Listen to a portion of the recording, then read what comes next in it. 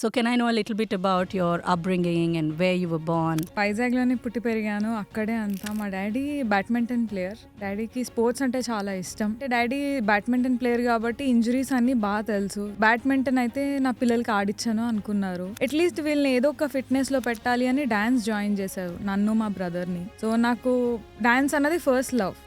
అన్నిటికన్నా ముందు ఇష్టమైనది డాన్స్. డాన్స్ చేస్తున్నాను. తమ్ముడికి క్రికెట్ ఇష్టం. సో ఫోర్స్ఫుల్గా నన్ను క్రికెట్లో వేశారు. సో అట్లా అంతా స్టార్ట్ అయింది. ఇంకా వైజాగ్లో బీచెస్ దగ్గర క్రికెట్, బీచెస్, ఇల్లు ఇంతే. మీరు అన్నారు కదా ఫోర్స్ఫుల్గా వేశారని. So what changed? How did you decide to get in to cricket full time?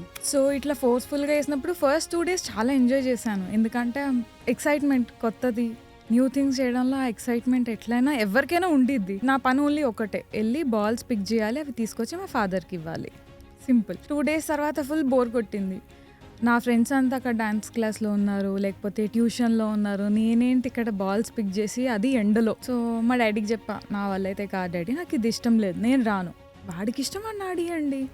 So daddy అన్నారు, సరే ఓ పని చేయి, ఇప్పుడు దాకా నువ్వు బాల్స్ పిక్ చేసావు, నువ్వు కొట్టు, వాడు పిక్ చేస్తాడు ఇప్పుడు తమ్ముడు. ఎప్పుడైతే నా బాల్స్ వెళ్ళి ఫెన్స్కి తగులుతున్నాయో ఆ ఎక్సైట్మెంట్ ఇంకొంచెం పెరిగింది.